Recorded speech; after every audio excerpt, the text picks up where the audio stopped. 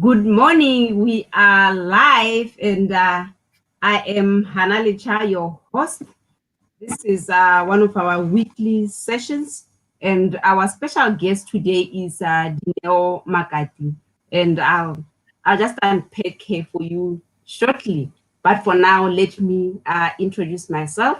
As I mentioned, my name is Hanalicha. I am a leadership and an executive health coach, a mentor and an entrepreneur, and I'm passionate about health. I value authenticity. I love doing different, and I love exploring ideas that disrupt the status quo, especially, around women, because I believe this is the time for us to rewrite the rules, of how we do things, of how we live our lives, how we raise our families, how we do business, and how we lead. And unless we do that, we are not going to be able to bring about the change that we want to bring in the world. So this is why I'm so passionate about women, empowering women, engaging with them, and disrupting the status quo that has held us hostage for so many years, in this patriarchal, culture. So today we have a special guest here in the studio. She is none other than Dineo Makati-Mpho. Dineo is a seasoned lawyer and founding partner of Makati Law Consultancy, and she's one of the leading corporate litigators and employment law specialists in Botswana. We are not here to talk about law or to talk about litigation and employment, but we are here because Dineo she's a high achiever, and after she finished university, her focus was in honing her skills as an attorney, developing herself to become one of the leading female attorneys in Botswana. And after many years, when she took a pause, looked into her life and realized that she has done that really very well, but she has kind of lost herself along the way. She has kind of missed some things while focusing on developing her career. And she just didn't notice that and sit down.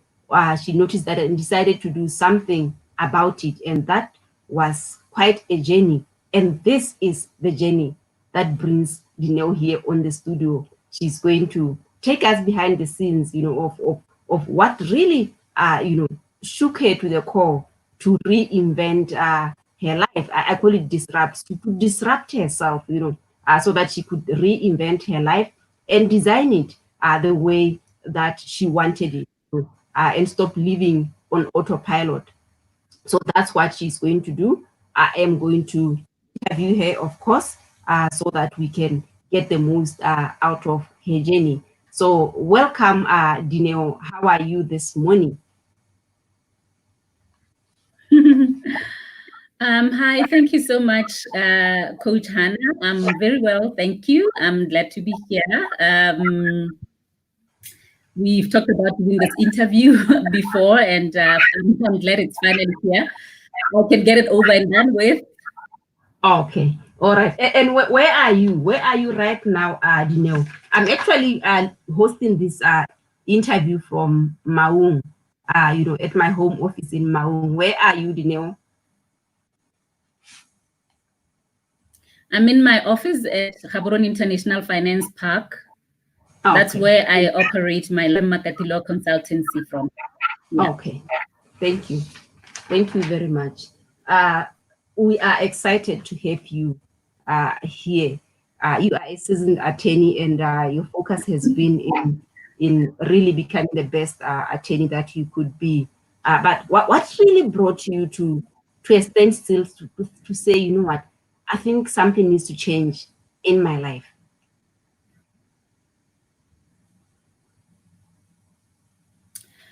I'm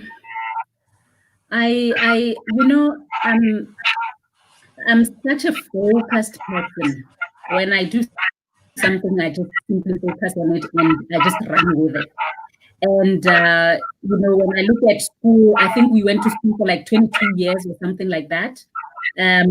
or maybe 25 years, because I graduated when I was 25. And I was used to that. For me, I used to ask a question: if you don't want to be at school, then where else do you want to be? So I was that kind of person. And so after I finished on Thursday at the end of May in 2002. And the following week on Monday, I started work in 2002. I started working for Richard Lyons Attorneys, and I never stopped. I, of course, have worked for about 5 law firms, but that was just a continuing stream of learning, of becoming the best in what I do, because that's really how I do my thing. And so, taking a pause to look at life differently in terms of, okay, life is not just about school, it's not just about work, it's about other things too. I sort of really struggled with that shift. Of course, not that I didn't want to start life, but I actually ended up starting life late. I only got married when I was 29 and had my first child when I was 35. So I, at some point, yes, I would have to say, what else do I want? Don't I want to develop socially? And yes, I do want to develop socially. And of course, getting married and having children meant introducing other people into my life. And so something had to give. All right. Thank you. I think we're having a challenge with your internet connection. So let's see if it will improve over time. So you keep on your internet. Really?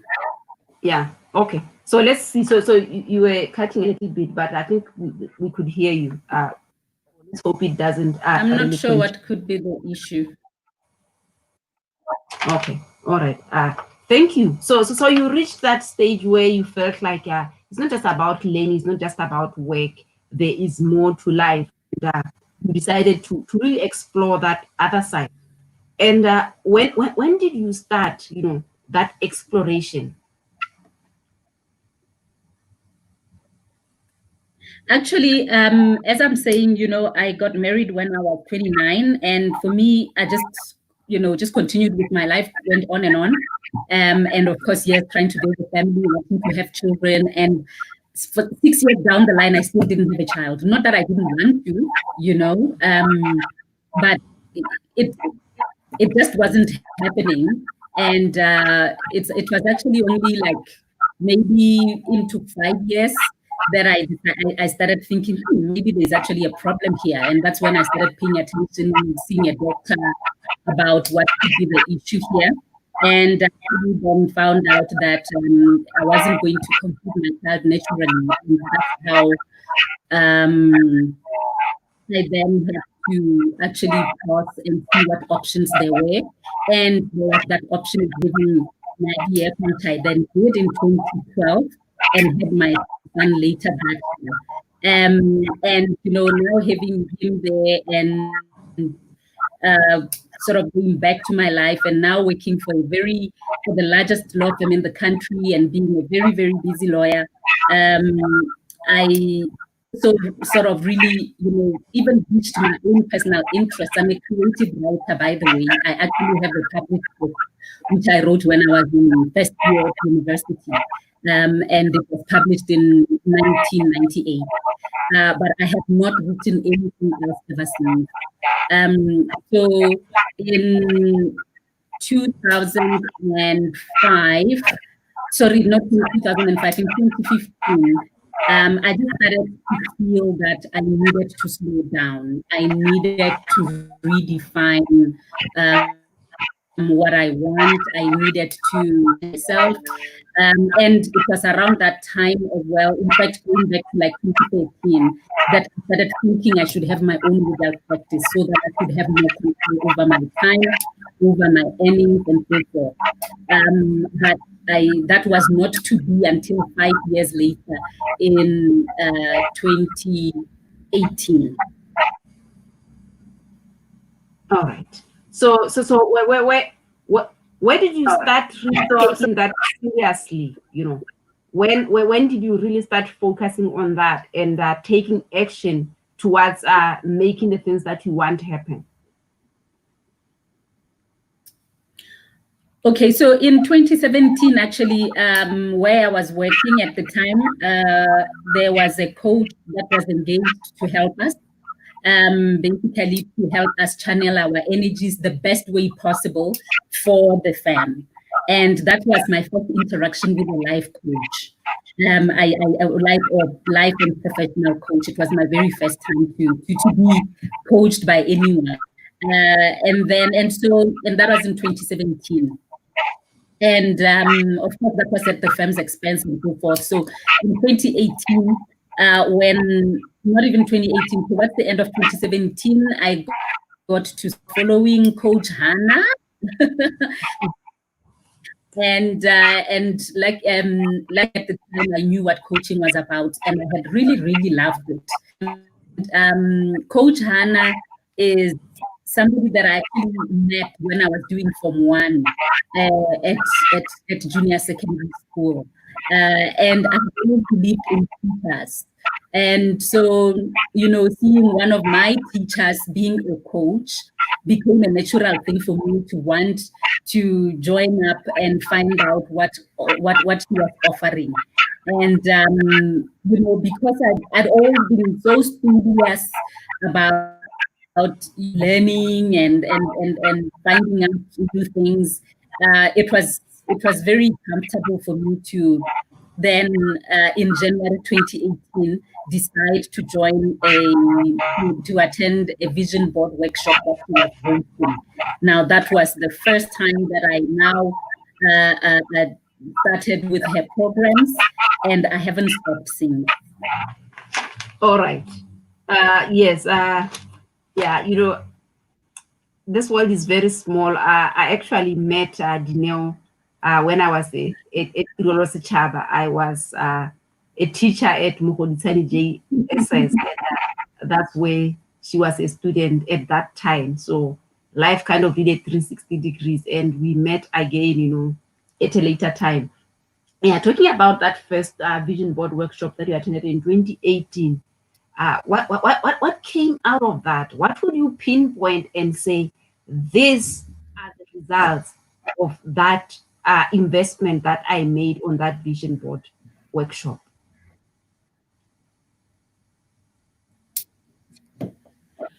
Okay, at the vision board workshop, I went to 7 areas of life, which if you focus on, you are bound to succeed. Coming from my former teacher, I was going to take it in like a sponge. And so she asked us to choose 3 areas that we wanted to focus on. And I chose those 3 areas. It was health and wellness, career change, or career path, or career growth. And the third was financial stability or financial growth.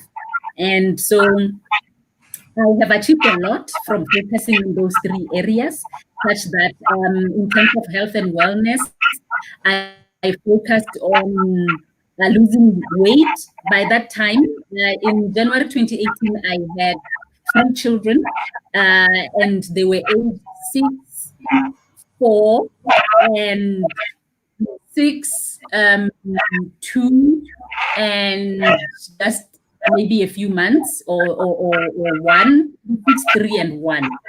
And I had a lot of baby fat that was still left, and I hadn't had time to cut it off. And so I decided to focus on that. And I focused on diet, choosing the appropriate diet, and seeing my doctor, finding out what my BMI would be, how much weight did I have to lose to be the kind of weight that was appropriate. And so, yeah, I was told that my BMI was 64. At the time, I was 75 kg. And I started working on it. I started in just after the vision board workshop in January 2018. By March, I had lost 5 kg, and by June, I had lost 9 kg, and I had reached my BMI weight. So that was Wow. success number 1. Yes. Wow. So And it's in the actually process, that meant I was saying, pardon? no, I'm saying so it's actually really possible once you focus on what you want to do and you work on it, you can do it, especially if it's the weight, you can bring it back, to where you want to. Yes, I mean, previously, I actually didn't know I had a problem with weight. I didn't. I could eat whatever I wanted and just lose the weight just like that. But I guess, with 3 children born within a space of 5 years, this was bound to happen. I was bound to struggle. And and then what came of this was that I was paying attention to what I was eating, what I was buying. I was shopping deliberately. I was cooking at home, and I was also just basically therefore taking care of my family. And then in the process as well, because I was now sort of really focused on my family, my kids, I decided that I needed more time in my hands. I needed more control in my hands. So my mind really started working and shifting so that by June, I actually quit my job. And that was June 2018. And that was the next vision on my vision board. I quit my job, and then in July 2018, I started my law firm. Wow. That was very, very, very courageous. So can you just take us behind the scenes of how you reached that decision of quitting your job? Earlier on, you mentioned that you felt like you wanted to start your law firm, around 2015, somewhere there, but you actually didn't do it. So what really inspired and pushed you now to pull that trigger and do it? Okay, well, actually in 2013, that is the first time that I actually had seriously decided that I was going to start a law firm with a colleague. We actually resigned our employment in April 2013, and we were going to start our practice on the 1st of May 2013. But our employer at the time spoke to us, and we reached some negotiations. And we have some negotiations and reached an agreement that we continue working for the law firm. So there we stayed. And then in April 2015, I gave birth to my daughter, who's my second child. And while I was at home in confinement, I just felt, I don't want to leave this little baby of mine here. I wish that I had more flexibility, that I could actually raise her and her older brother. And at the time, I actually decided yet again that I was going to start my own practice. I resigned my employment in 2015. And I actually wrote to Law Society to register a law firm that I called Makati-Mpho at the time. And I went back to work to serve notice. So during the time that I was serving notice in July 2015, yet again, I had discussions with my employer, who managed to convince me to stay and not to leave, to open my own practice. What did I do? I told you I'm very studious. I listen to my mentors and anyone that I feel I respect, whose view I feel I respect, I will listen to, and I'll be convinced. And of course, there was a lot of motives that came along with it. So I stayed, but was very unsettled. In 2016, I fell pregnant with my third child, and I felt, no, I really, really need my own time. And I was talking at the time with one of my supervisors, and At the time, he also had thought to actually maybe set up a practice. And when he did in August 2016, I decided to leave and join him. And at the time, I was going to be a partner in the firm and, establish the litigation department, litigation and employment department. But I realized actually a year on that it was basically the same thing, maybe even more, because it was a new firm. It was not necessarily a small firm. It was aspiring yet going to be a very big firm. And still, I had 8 lawyers that I had to supervise. I had a huge target that I had to meet every month. In fact, for the first time, I did not complete my confinement period in 2017 after I had my 3rd child. Previously, I had been able to take 3 months confinement, but this time I took 2 months confinement. And in the course of 2017, I actually had developed a very severe back pain, which I can more or less even call a back pain. And I realized, what, I had been sitting down in a chair since 2002 with very little movement. And, it just really started getting me thinking, which is why at the end of 2017, when I got together with Hannah, with you, Coach, I decided that I wanted to come to the Vision Board workshop and see how I could redesign my life. Wow. So what do you think stopped you in those 2 instances, when you had wanted to quit? Because I hear you are saying that they renegotiated, your employers negotiated, but what do you think really stopped you? In coaching, we want to confront our truth. So looking back, what do you think stopped you?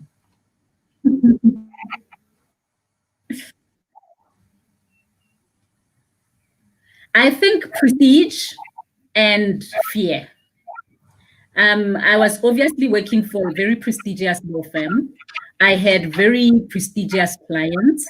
I really had no complaints in terms of my financial emoluments, in terms of what I was making and what I was capable of making. In terms of my work, I was happy, actually, with my work and with my clients. Maybe it was more the environment that I feared. But in terms of my work, in terms of what I was making financially, I was very, very comfortable. I was more than comfortable. So, Wow. the prestige went with being in that place. And then the fear, because all I was doing at the time was, I was simply just focusing on my desk and my files. I didn't have to worry about what car I was driving, how much I would pay for that car because it was a company car. I was being taken care of, whether it was fuel-wise or even servicing my car or my phone. Everything was being taken care of.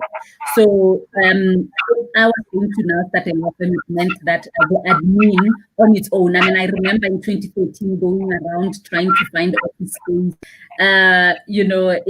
It was a bit daunting to say, okay, now not only am I getting out into the field to explore in terms of client base, but now it's also even about admin. So I think it was just also fear of the unknown. Wow. Okay. Yeah. Really, most of the time, fear is what stops people from, pursuing their dreams, pursuing the things that they really want. So it kind of grapples us there, so that we are just there in their comfort zone. And like you mentioned, you're also comfortable because of the, your salary, working for a prestigious law firm. So it was also some kind of comfort zone. Yeah. Let's move on. you quit. You started your law firm in July 2018, and I think you are one of the people who Yes. attended many vision board workshops I've ever known. In all of my clients, I think you did about four, if not five. And I'm curious, what Yes. what kept bringing you back? What kept you bringing you back? Because I've had clients who just come to one vision board workshop, and even if we offer the next to support them, to turn the vision into reality, they just do the vision board workshop, and they're gone. I'll maybe see them maybe 2 years later when they feel like they are stuck. They don't come back many times. I know there are some who have come, but no one has done the most vision board workshops like you. So what kept on bringing you back?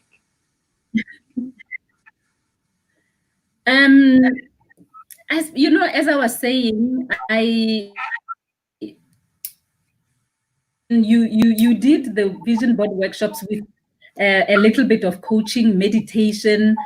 Those are the kind of things I had always wanted to do. I had at some point done part of living, a little bit of yoga, but it was never in an organized way because it depended on me to actually If go you out can of my just sit comfort in zone to that go and do position, those things. hold on, Dineo, hold on. Can you just sit in that position? Move Yeah. again to, yeah, move Yeah. to the right. Let's see. Okay. Yes. Just try and stay there. Thank you. Okay. All right. Go Okay. ahead. Um, So, now having a coach, having somebody that I'm up to who was sort of guiding my steps to what I wanted, towards redesigning my life. I really enjoyed that. Get there like 12 noon and sit there until 6 p.m. No phones, no distraction, no friends, nothing. And all we had to do was listen. As I've said, I'm quite studious actually. I listen and I follow instructions. So I really enjoyed it. And that's what kept me coming back. I longed for it. 2-3 months down the line, I would want something else. And so that's what kept me coming back until May 2019 when I went for the new which now sort of elevated me to the next level of things. And I realized that, okay, I mean, I don't have to just do vision board workshops. I can be elevated. There are other programs that I can follow through. And so, yeah, I went for the Renew You retreat, which I themed Finding Dineo. And there's a lot that came out of that new retreat. I was so excited about it. When I came back, I actually felt completely unraveled. I felt like, there's a lot that had been pulled off my being.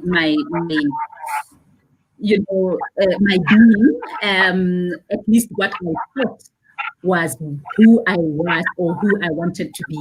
But, there's a lot that was peeled off to actually expose really who Dineo is, and made me long to go back to that fierce all-rounder who at some point when I was growing up, my sister used to call me jack of all trades and master of none, because there's no sport I didn't play.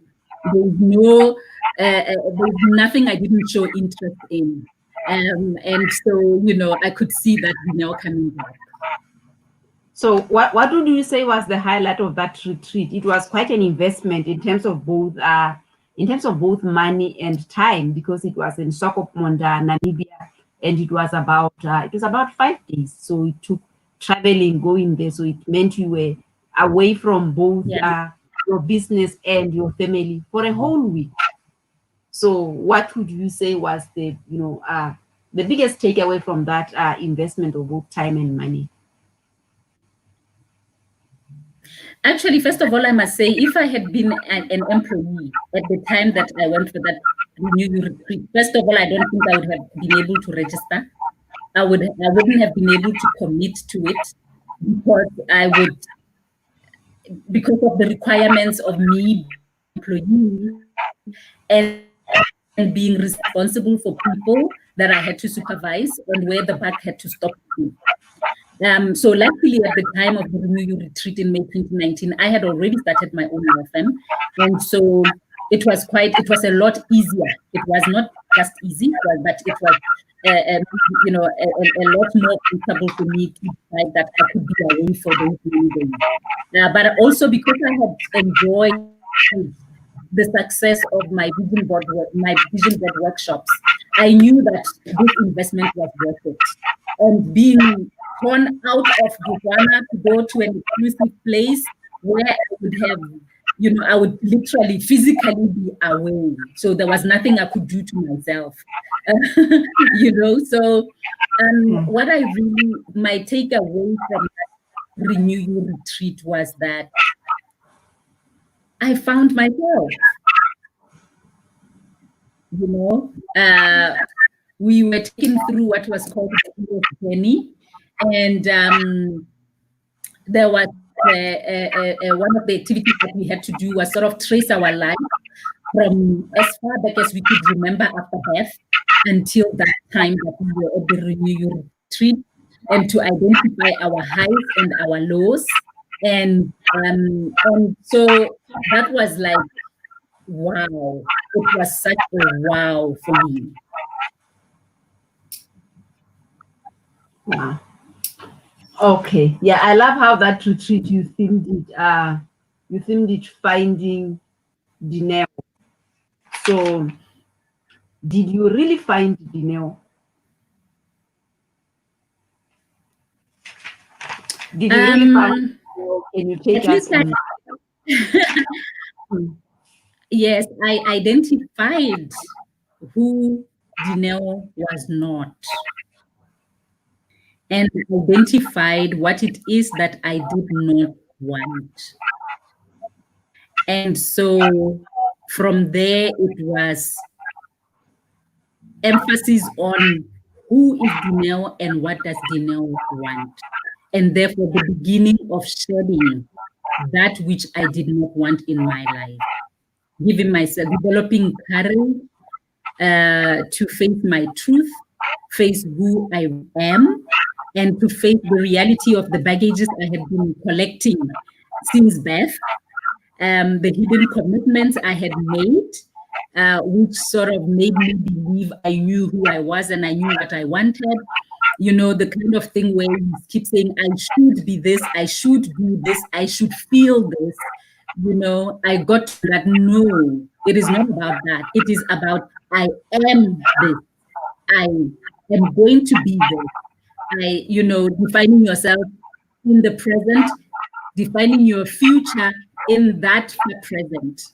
And so, yeah, that was really a novel thing for me at the time, but one that I was very grateful to learn and to start adopting in my life. Wow. Thank you for sharing that. I remember that one of the things that came up at the retreat is where you thought you were where you were because other people did things, because other people did that and that. And but what did you finally realize about yourself and the decisions and choices that you've made in your life? Well, I realized that everything that ever happened to me, I did it to myself. I consented, I availed myself, I allowed things to be acted upon me if there was such a thing, whether it was from a work point of view. If I ever had any problems with my employer, it is because I allowed it. I stayed there, I allowed myself to be employed, I was enjoying the money. And I had to enjoy everything else. I couldn't compete. If it was from a relationship point of view, yes, I allowed myself to be acted upon. I allowed other people to make their choices over me. And if it was, I remember at the time I also saying how, growing up in a family I was unhappy about growing up as a child. Of course, when you are younger, there isn't much you can do, when things are acted upon you, you know. And that's where we develop our hidden commitments. And so a lot of the things that we do or choose when we are older, it is because of those hidden commitments that we developed while we were still under somebody else's care. But there should come a point in our lives where we realize that I'm doing this because it's expected of me, but not because I want to do it.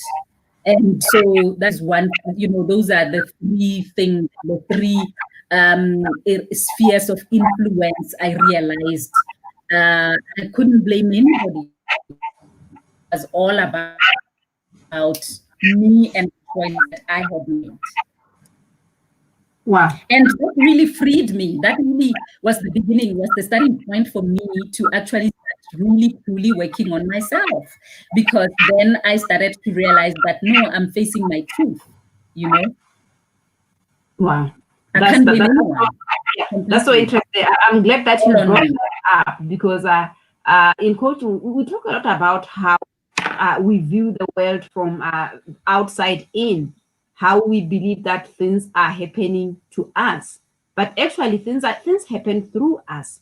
So if you really want to change your life, change the way you see things, you need to start seeing, looking at the world from the inside out, because it all starts with you from the inside, and then you move it out to the outside. Well, it's not the other way around.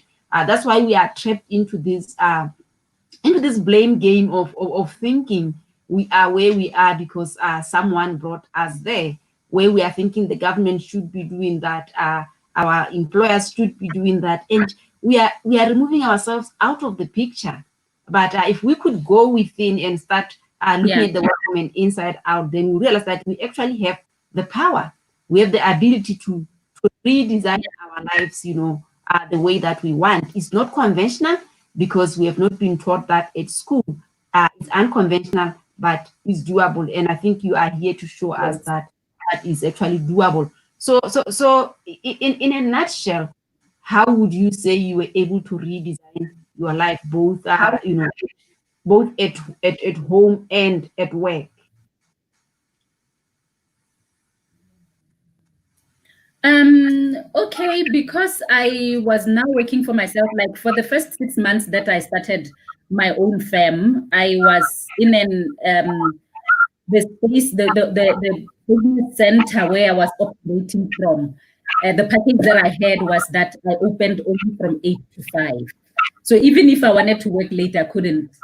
And that was a very good design for me, because it was the first time in my life that I would be only up to 5. It forced me to actually go home and go and exercise, spend time with my family, do other things, other interesting things that I wanted to do with my life. So that was quite a plus. And being able to decide, where I was going to be when. And just being a better support system for my family. Wow. And then let's talk about the business. I think you have an interesting story of how you actually started from the office where you started to where you have been. I want you to talk about it because most of the time we get stuck trying to start businesses because we kind of want to start there, at the top. We kind of want to start with everything, figure it all out, and that's kind of hold most aspiring entrepreneurs, back. Maybe someone who hears how you started off could realize that they too can actually start. They shouldn't wait for all the ducks to line up in a row, like what's the norm right now. Okay. As I said, if you recall that I was talking about that trying to start in 2013 and then trying to start in 2015. And at the time, of course, I was thinking office space, I need office space. I should get a certain kind of office space because of the kind of clients I'm trying to lure or I'm hoping to get. Given the background of my career at that point. And, I kept saying, well, after 15 years or 14 years of practice, I've got to have something to show for it in terms of the office space where I was going to start my practice. And so that was the hidden commitment, And so when I actually then eventually 18 and I actually wanted to commit to a lease agreement and BBC Fairscape. And, I got an architect to design my office and do the partitions, started looking around for furniture, because I had this picture of what my office had to look like. And started putting a deposit there, deposit over there. But, in the meantime, I had to start my practice. So I actually went to Viva's Business Center to inquire about packaging. And wow, I was very surprised, pleasantly surprised, because I had very great business packages that I could take. And so I started off paying my office space like around, I think, 870 pula a month. And the highest I ever paid for office space in that place was like 1,400. So you say started with how much? About 870, I think 870 pula a month. 870 pula, okay. All right. And the highest I ever paid when I was there was about 1.9. And the package included, internet the whole time I was there, electricity, water. I didn't have to worry about those. There was shared reception. I didn't have to worry about that. They had very powerful photocopier machines, which is what I needed the most. And at least somebody else was worrying about those things. And I didn't have to immediately hire an IT person. I didn't have to immediately hire a receptionist or a secretary, or I didn't have to do anything, actually, really. I just needed me and my laptop. So I actually went and bought a laptop for 3,000 pula, a Dell laptop. That's all I had for 6 months. It was just me and my Dell laptop for 6 months that I started operating my law firm. Wow. And when did you transition from that cubicle office that you were shared space that you were using to where you are now operating? Okay, actually what it was I had access to a cubicle sitting area and then a proper office for once a week, which I used to consult with clients. And I also then had access to the boardroom for for free every day. But if I wanted to use it for a longer period of time, I could do that. And so, it was a very good space, very, very good, very well finished. It's an international space anyway. If I wanted to be in whatever country, I would still be able to have that office space available, at whatever other terms that they could add. And around November, I decided that I wanted to hire a lawyer. And what really helped me with that intervening period is that at the beginning, obviously, I didn't know how big a space I needed and how big staff I needed, So imagine you start a practice, and because of your hidden commitment, thinking, I come from a big practice, so I need big space. I must have at least 20 employees to be impressive. I should tell you that all my clients followed me. And, 2-3 months on, as I was even worried about trying to get that first aid space and whatever, I was asking myself, but I'm getting my instructions through the internet. I never have to consult with anyone. What did it really matter at that point for me to commit myself to some expensive building as if my law firm was the building. I realized that no, in the end, actually, law firm was what I was offering in terms of my expertise. Yeah. And I had plenty of it. So, yeah, and then around November, well, the practice was growing, and I wanted to hire a lawyer. I wanted to have a secretary, and so I a firm of other lawyers who one of them was my junior before previously, and they had been operating a legal practice. They offered me the space because they were moving. And so I moved into that space in January 2019. I hired my first employee in January 2019, a receptionist. And then I hired a messenger driver. And then in May, I hired my first lawyer. Wow. Yeah, I wanted just that to come out so that if you are watching this and you have been wanting to take that big leap, you have been wanting to start your own thing, start your own business, and maybe you have these hidden commitments of thinking I should have this office, I should be driving this car, I should be doing this. That realize that those are just hidden commitments, those are just limiting beliefs that are showing up to stop you to take that big move, because that is not your core service. So if you focus on what it is that you are delivering and then allowing yourself to evolve and grow, with the process rather than wanting to just start with one big bang. Okay, as we are moving towards winding this down, what advice would you give to someone who is a high achiever like you, who has been focusing on developing themselves, as a professional or as an executive, with your experience and what you have gone through? What advice would you give someone like that?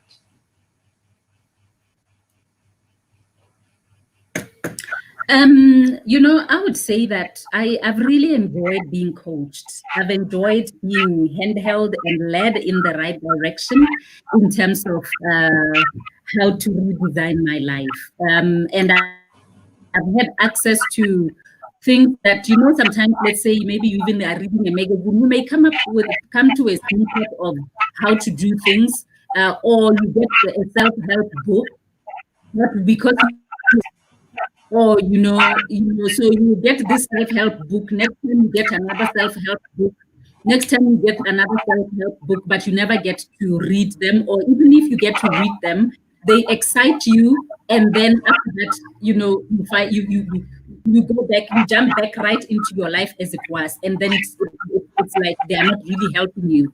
But I really like a coaching environment, because there you are with somebody who is experienced, dedicated, who over time improves themselves, so that they're able to guide you and help you channel your energy.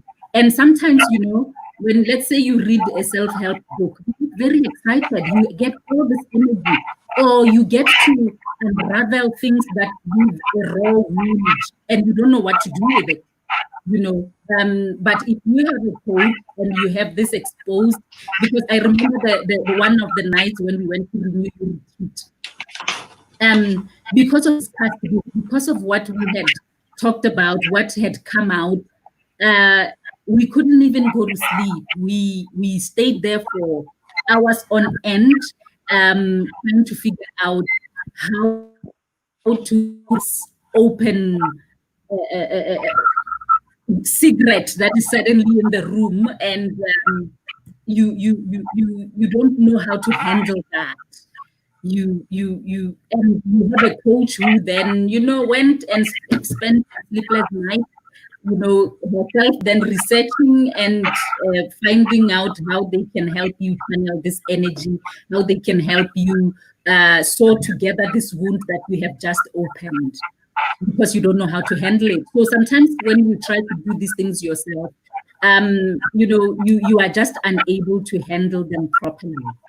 So I'm really grateful for the opportunity that I've had to have access to coaching, and I really, really would advise anybody who wants to move their lives forward.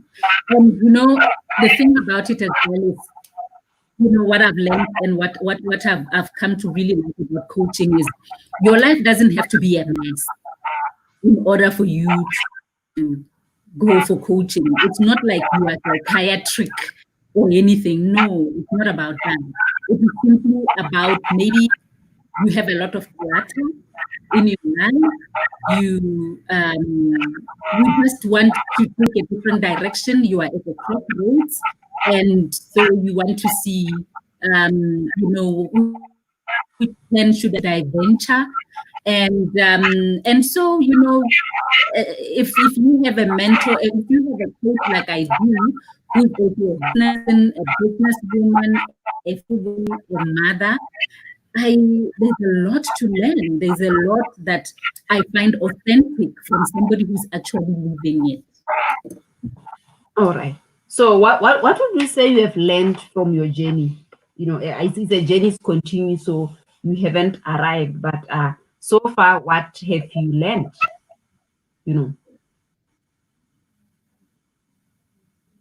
I have learned that I matter. And I should, Dineo needs to pay attention to Dineo. It's not about Dineo paying attention to anybody else, but Dineo has to pay attention to Dineo. And I am so glad right now. I feel that I have actually found Dineo. And my next level, my next theme is now being Dineo. Wow. That is so powerful. And I want to talk about that in terms of work, how to approach both work and your personal life, especially if you are raising your family, because I think we were raised with go to school and get a good job and work. So what we've been doing is just work, and all these other things are pushed under the back burner. So what did you really learn about all of those when you were evolving and finding Dineo? Actually, like I've said, I've mentioned to you that I'm actually a creative writer, and I published a book when I was only 21 years old. But of course, in our society, you are pushed to have what is a commonly known career path, and so that sort of killed my creativity. The next time I actually published anything was in 2018 when I was invited by a London-based law firm to contribute to a labor law book, which was published at the end of 2019. And I wrote a chapter in there for Botswana. And that was very exciting because I was going back now to my creative self. Now, in raising my kids, they are still very young. My eldest is 7, my next one is 5, and my baby is 3. And I have actively, taken interest in what they love and like to do, and I listen to them. My daughter, for example, loves to cook, and so we bake together. We are very creative together. She finds things on the internet about baking. She's actually currently interested in watching programs about cooking, and she's only 5 years old. When she finds something on the internet that she likes about baking, she comes and she says, "Mommy, can we try this?" And we buy ingredients and we try it. And during lockdown, she actually opened a restaurant in the house, and she was selling to us her pretend bakes and tea. So it was very interesting. And we have a guest house that we've 7 years, and I was actually thinking, with proper nurture and support, maybe this child of mine will one day run this guest house and maybe even run it as a hotel or something. So I now have inspiration, even how to develop our business interests in a way that will benefit our children. And then she also loves to draw. My eldest also loves to draw.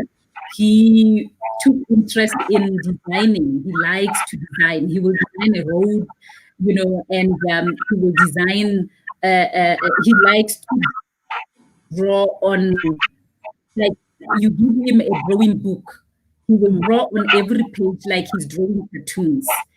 He will tell you that it's a story, and he will start it from page 1 of that drawing book to the last one.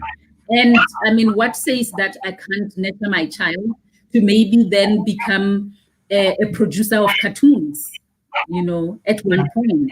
Yes, we will go for formal aid, but it gives me an opportunity now to research and find how I can channel those interests that they are already showing, because I am this new generation parent.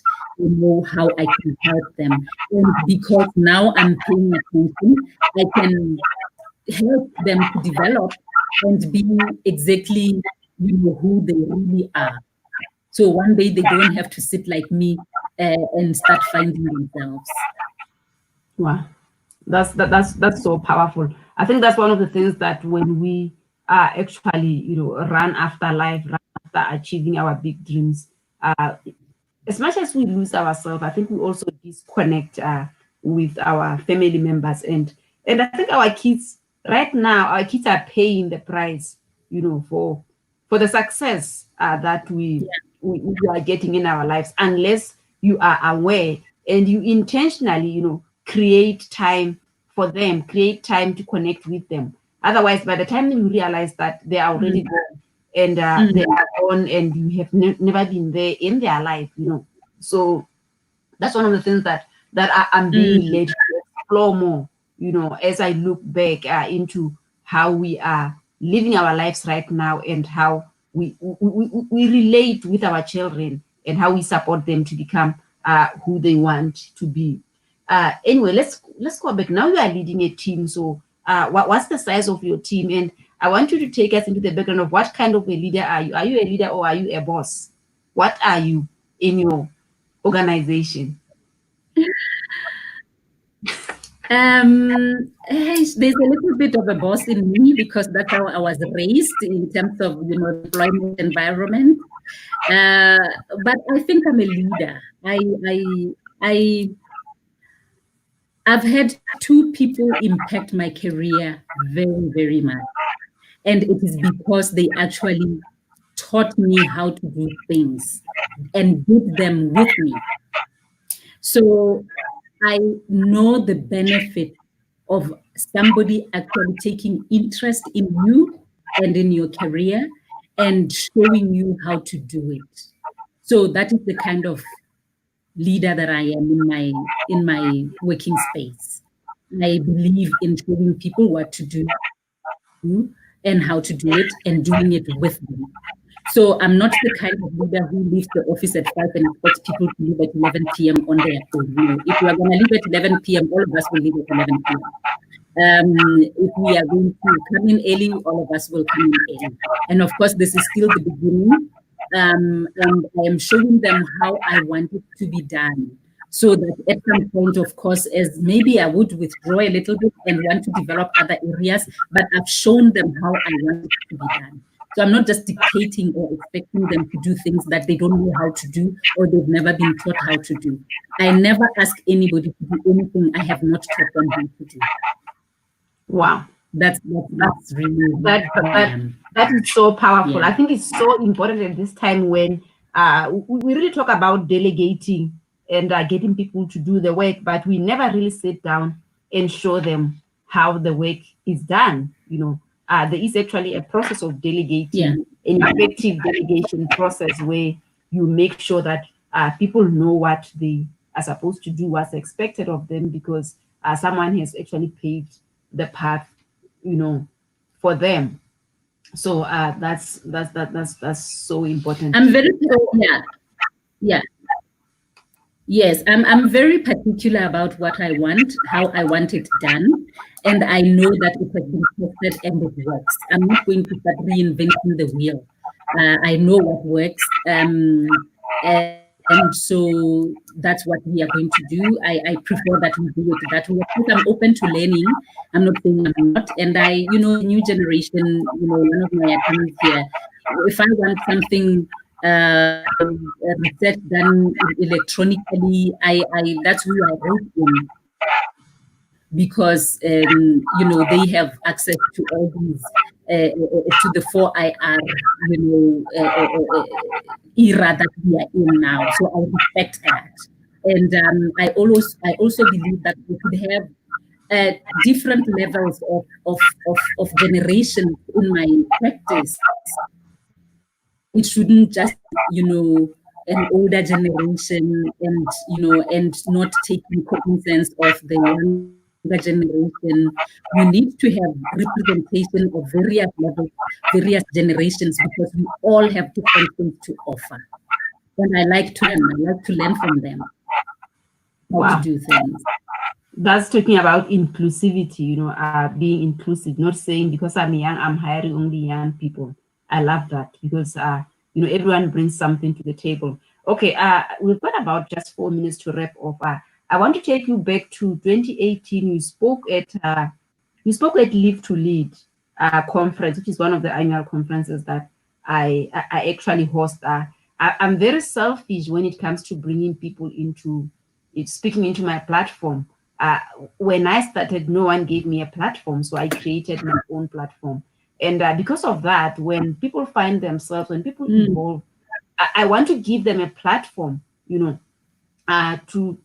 get out there and become visible and share their journey, share their expertise. So you were one of the speakers at Live to Lead 2018, and you shared a bit of your life. But what really came up for you there? Because normally I know that when you speak, people receive what you are sharing with them, but you will never stand up and speak and not grow from that speaking engagement. So what was the growth factor there for you? What did you learn about yourself during that speaking engagement? What came up?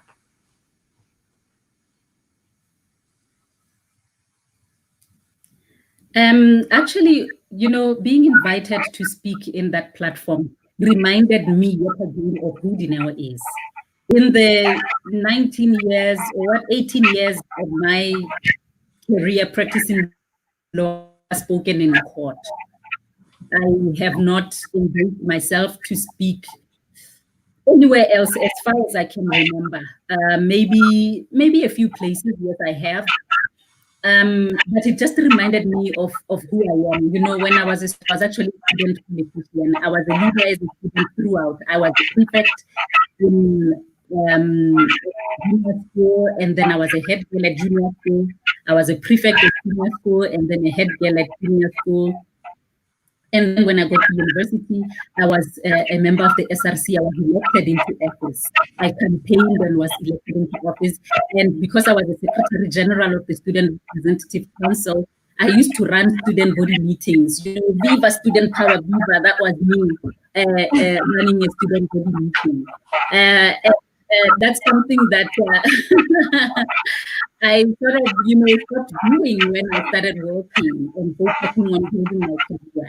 So, being invited to Live to Lead sort of awakened that in me because when you stand up to speak in front of people, you are actually vulnerable.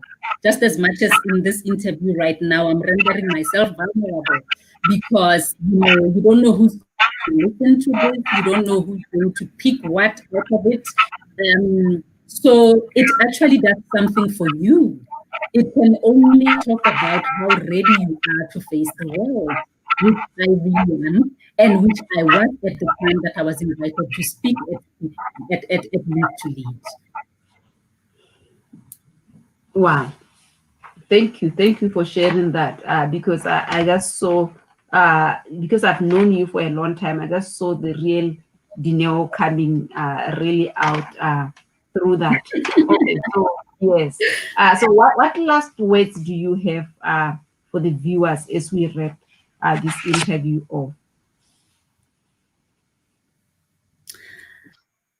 The one thing I can say is that authenticity is the way. You have to be authentic. You cannot hide. You cannot run away from who you are. You shouldn't, because you are doing yourself a disservice. You can only be you. You can't be anybody else. And so through this journey, I'm so happy that at 43, I'm comfortable in my own skin. I'm comfortable sitting here. I'm comfortable um, to be sharing with you what I know, where I have failed, where I have improved, where I know I can improve, where I've been vulnerable. And it doesn't take away anything from me to share with you this. I am happy to do it. It can only improve me. It takes absolutely nothing away from me. It simply just adds value to who I am and to how authentic I am to be. Wow. Thank you. Thank you so much, Dineo. That was actually a powerful closing. I know her internet is kind of, you know, not stable, but her closing was that authenticity is very important, that you cannot run away from who you are. So just be yourself and face your truth and who you are, and the rest will, will evolve from there. So thank you so much, Dineo, for your time. I know you just started going back to work last week, so it's a busy time for you now, taking things up. But you gave us this Yes. time to come and share your journey. I hope that someone have today has learned something from your journey that they can pick and run with. And we can't wait to see you tomorrow in the Q&A session. So if you are watching here, tomorrow we are having a conversation where you can now ask Dineo some questions. It's going to be in our closed Facebook community. It's called the Shift Free Community. It's a free, platform where we share personal growth, we share leadership and health tips. So that is where that conversation is going to take place. You can request to join the Facebook community if you want to continue with this conversation. Thank you so much, Dineo, and thank you everyone who has been watching this live and those who are going to be watching the recording. We will connect tomorrow at 9 a.m. In the Q&A session. Thank you so much, Dineo, for your time. Thank you. You're welcome. Thank you for the opportunity, actually. Bye. You are most welcome. Thank you.